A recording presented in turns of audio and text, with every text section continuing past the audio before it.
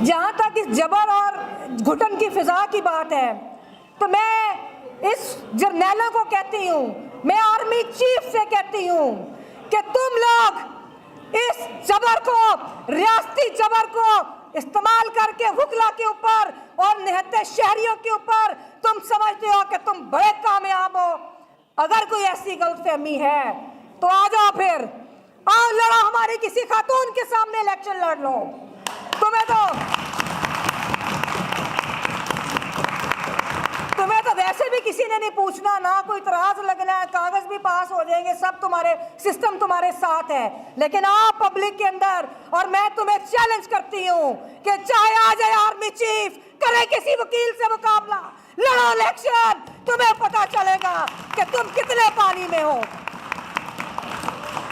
ये बुनियादी तौर पे जो पॉलिटिकल इंजीनियरिंग का माहौल है, ये इसलिए है कि इन जर्नैलों के जो मुफादात हैं, जो सियासी अशरफिया और इन जर्नैलों के माली मुफादात हैं, ये सिर्फ उसका तहफ़्फ़ुज़ करना चाहते हैं और इसीलिए मुल्क के अंदर कोई लीडरशिप पैदा नहीं होने देते और इसीलिए ये पॉपुलर लीडरशिप का रास्ता रोकते हैं। अभी कल पीटीआई के चेयरमैन की बहनों ने ये कहा कि हमें ये नहीं लगता कि इलेक्शन से पहले वो बाहर आए। तो जब हकूक़ की बात आती है तो ये अदलिया की जिम्मेदारी है कि वो लेवल प्लेइंग फील्ड तमाम सियासी जमातों को दे, तमाम सियासी वर्कर्स को दे। और जो हमारी बहनें दहशतगर्दी के इल्ज़ाम में जेलों में बैठी हैं, उस पर तो मैं कहती हूँ कि जुडिशरी को वैसे ही, मेरा ख्याल है कि इनको वैसे इस्तीफे दे के घरों में चले जाना चाहिए। इन्होंने मुनसिफों का किरदार अदा नहीं किया, इन्होंने कुव्वतों के टाउट्स का किरदार अदा किया है कि जो मर्जी हो जाए, पाकिस्तान में Lahore high court bar association in तमाम कुव्वतों के सामने, इन जर्नैलों और जजों के अलायंस के आगे डट के खड़ी है। मैं जुडिशरी के जो कमज़ोर किरदार है, मैं ये कहती हूँ कि जब जुडिशरी पर बुरा वक्त आया, जब ताले आज़माओं ने जुडिशरी पर हमला किया तो वकला खड़े रहे, लेकिन जब भी हमारे वकला साहिबान को मसला आया तो उसकी बुनियादों में, उसकी जड़ों में ये जुडिशरी थी। आप राना आसिफ साहब का मामला देख लें, आज हमारी बहनों को, ये मेरी बहन शाजिया खड़ी हैं, इनको उठाया गया, इनको इस वजह से कि इनकी पॉलिटिकल एफिलिएशन है। शर्म आनी चाहिए जुडिशरी को भी। और इसके बाद मैं इसी फोरम से ये ऐलान करती हूँ अपने कैबिनेट के बिहाफ पे कि जिस वकील की जिस भी पार्टी के साथ कोई एफिलिएशन है, बार उसको हर मुश्किल वक्त में सपोर्ट करेगी।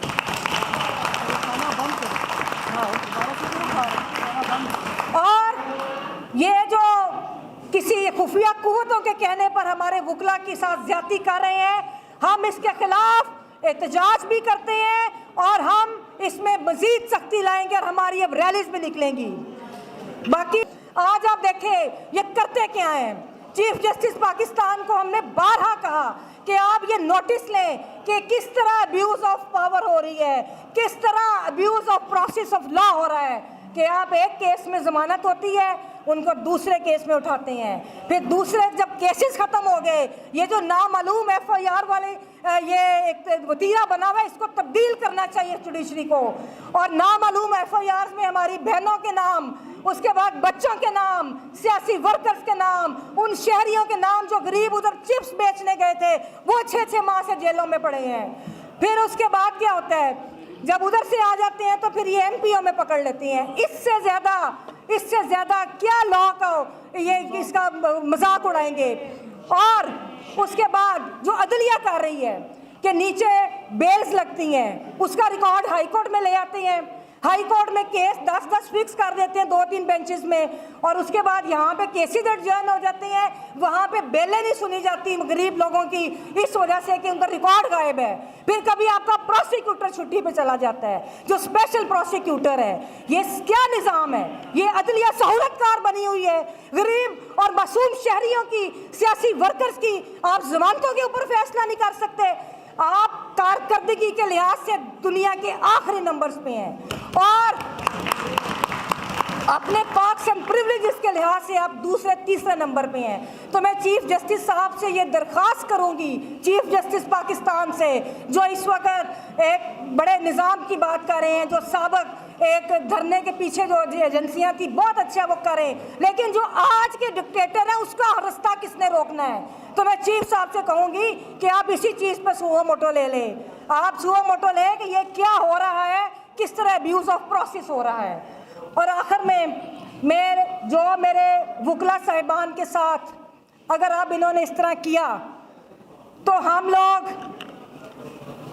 लोगों को चीफ की अदालत के बाहर प्रोटेस्ट करना पड़ा, हम वो करेंगे। हमें इस्लामाबाद जाना पड़ा, हम इस्लामाबाद जाएंगे, लेकिन किसी वकील जो किसी भी सियासी जमात से है उसके हकूक का तहफ़्फ़ुज़ ना किया गया तो फिर इनको मुंह छुपाने की जगह नहीं मिलेगी। और इसी सिलसिले में एक बात मुझे आखिर में याद आई कि कल स्टूडेंट मार्च है, स्टूडेंट यूनियंस को सपोर्ट करते हैं, जो स्टूडेंट यूनियंस हैं इनको आमरों ने रोका, अयूब खान ने, ज़ियाउल हक ने, हम उन सॉलिडारिटी मार्च को मुकम्मल तौर पे सपोर्ट करते हैं और हम ये कहते हैं कि पाकिस्तान के अंदर स्टूडेंट यूनियंस जो है उनका वापस रिवाइव होना चाहिए। और आखिर में और जो हमारे नौजवानों को तो मैं कहूँगी कि देखें, हमारे जो नौजवान नस्ल को इन्होंने डीपोलिटिसाइज किया, ये अयूब शुरू हुआ था और आज ये आपको जो रियासत के अंदर ये मशीनें नज़र आ रही हैं, इन्होंने हमें मशीनें बना दी है, इन्होंने हमारे बच्चों को मशीनें बना दी है कि जो भी ये जबर करते हैं, जो भी ये जुल्म करते हैं, ये कौम मशीनों की तरह इनके मुफादात का तहफ़्फ़ुज़ करे। तो मैं कहूँगी कि आप मुख्तलिफ तहरीकों को ज्वाइन करें, इसी तरह कल स्टूडेंट मार्च की सॉलिडारिटी है उसमें भी अपना किरदार अदा करें वकला की तरफ से। तो मेरे नौजवान जो बच्चे हैं हमारे बाद आए हैं वो एक डीपोलिटिसाइज माहौल में हैं, तो उनको मैं यही दरख्वास्त करूंगी कि आप पॉलिटिकल पार्टिसिपेशन करें, चाहे आप कम्युनिस्ट हैं, चाहे आप सोशलिस्ट हैं, चाहे आप सुर्खे हैं या किसी मजहबी जमात से, ये आपका हक है और आप इस हक को इस्तेमाल करें। और आखिर में मैं अपनी कैबिनेट के मशवरे के साथ उम्मीद है कि आप मतलब कोई इतराज़ नहीं होगा और अपने सारे साथियों के मेरी आज भी हम बाहर निकलेंगे, हम इधर बाहर खड़े होकर एहतजाज करेंगे, हाई कोर्ट की प्रेमिसेस में रहेंगे, लेकिन हम रूल ऑफ लॉ के लिए अपना एहतजाज करेंगे और अदालतों से कहेंगे कि इंसानी हकूक़ के तहफ़्फ़ुज़ और वकला के तहफ़्फ़ुज़ के लिए अपना किरदार अदा करें। कि पहाड़ साहब का बुनियादी और जमहूरी हक था कि वो अपने